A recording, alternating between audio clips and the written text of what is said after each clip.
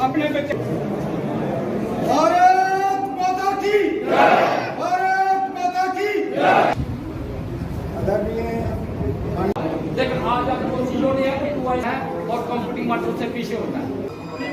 Board बनाने officer समय बहुत कम है। पार्लियामेंट जेडे मेन भारत माता की जय, भारत माता की जय। सैनिक एकता जिंदाबाद, सैनिक एकता जिंदाबाद, माता की जय, भारत माता की जय। असें अपने टाइम से दिखा कि एक कंपनी कमांडर भी एक सिपाही करने मिली है रहिंदा।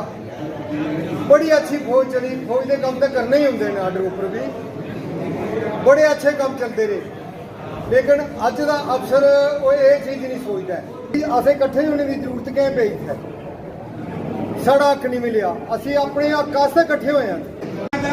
MSP नहीं है, साड़ा ये नहीं है या वो नहीं है, सारे ही पाए साढ़े कने के न्याय आया, साढ़े कने के साड़ी संगतियां, साढ़े कने के साड़ी जरूरतां ते लिहाजा मैं सारे करना जेड़े भी साढ़े पिंड दे साढ़े कर्मचारियां दा हाथ देना।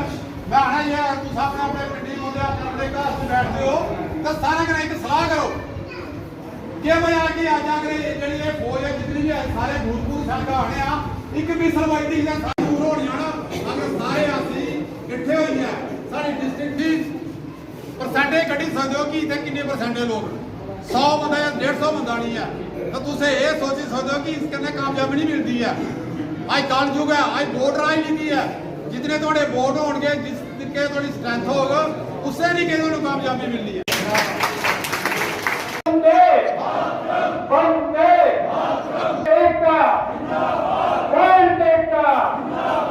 वेलफेयर एसोसिएशन कठुआ आज हमारी जो स्पेशल मीटिंग है और ये खास करके जो दिल्ली में जंतर मंतर पर हमारे भाई साहब बैठे हुए हैं, एक्सेसमैन बैठे हुए हैं, ये खास करके उन्हीं की डायरेक्शन थी और उन्हीं की डायरेक्शन के ऊपर ही हम लोग 30 तारीख को जहाँ पर अपना प्रोग्राम रखा हुआ, उन लोगों ने तो 70 दिन से ऊपर हो गया और 2-3 बार हमने भी जो अपनी जहाँ कॉन्फ्रेंस कर दी 3 को की है, 9 को की है और अभी 30 को आज प्रोग्राम रखा हुआ।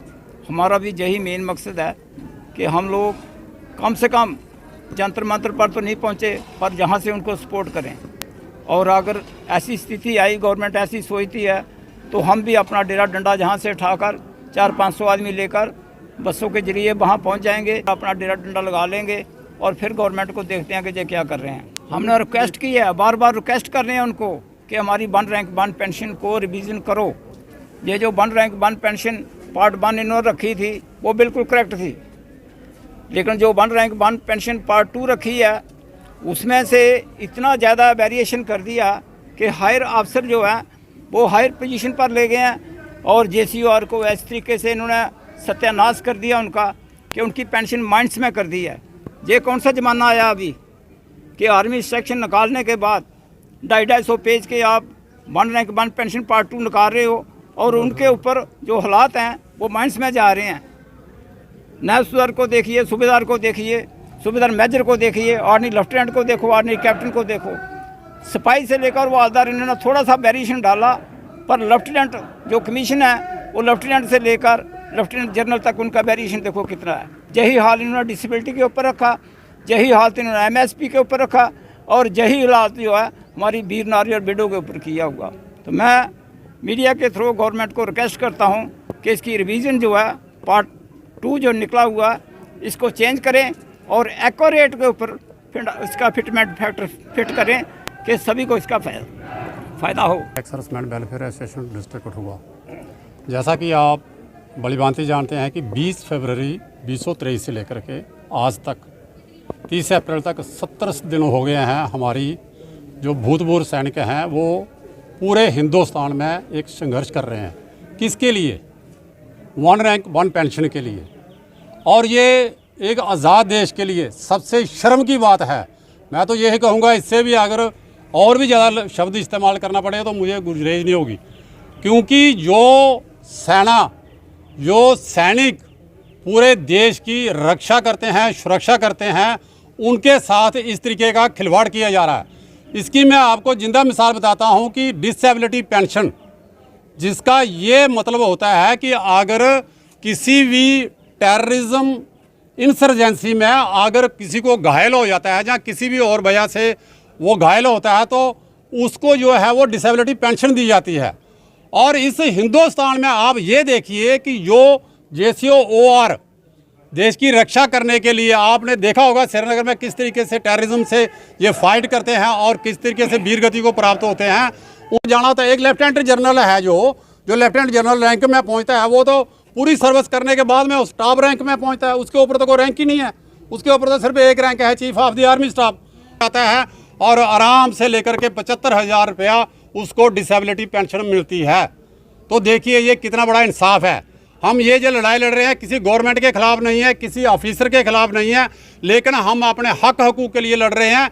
हम ये चाहते हैं कि MSP बराबर हो, डिसेबिलिटी पेंशन बराबर हो, जितने भी प्रकार के अलाउंसेस हैं, चाहे फील्ड अलाउंस है, हाई एल्टीट्यूड अलाउंस है, चाहे एवलांचिंग अलाउंस है, वो सब के सब जो है वो बराबर होने चाहिए। इसलिए आपके माध्यम से हमारी ये पुरजोर JCOR की जितने भी भूतपूर्व सैनिक हैं उनकी ये मांग है कि ये जो ORFP 2 इन्होंने जो निकाला हुआ है इसका दोबारा रिकंसाइलेशन किया जाए और इसको दुरुस्त किया जाए।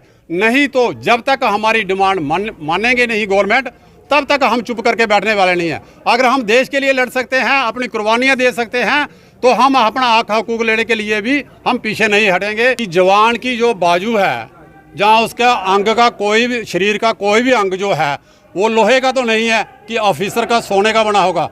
देखिए हम ये नहीं बोलते ऑफिसर कमीशन ऑफिसर है, हम कभी भी उनके पे के ऊपर बात नहीं की है, उनकी फैसिलिटीज़ के ऊपर बात नहीं की है। वो जहाँ भी जाते हैं गाड़ी में जाते हैं, जब हायर रैंक का जो ऑफिसर है वो हेलीकॉप्टर में जाते हैं। हमने उसके लिए कभी भी नहीं कहा है, हमारे ऑफिसर हैं, हमारे वो लीड करते हैं, हम उनके लिए कभी भी ये चीज़ नहीं मांगी। लेकिन डिसेबिलिटी पेंशन में बोलता हूँ, नायक सतवीर सिंह है दिल्ली का, जिसने कारगिल वार में 6 गोली लगी थी, जिसको 6 बुलेट अपनी बॉडी में जिसने संभाले हुए हैं, एक बुलेट अभी भी उसकी लेग में लगा। आप उसको गूगल में सर्च और कर सकते हैं सर।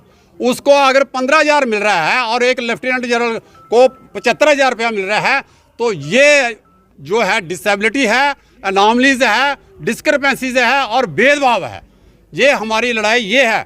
बिलावर से हूँ और 24 पंजाब रेजिमेंट से हूँ। मेरा कहना ये है कि डिग्री कभी लड़ाई नहीं लड़ती, लड़ाई तो जवान लड़ता है आगे। और अफसर जो है 5वें 6 नंबर पर होता है और 13 साल के बाद वो लड़ाई भी नहीं लड़ता।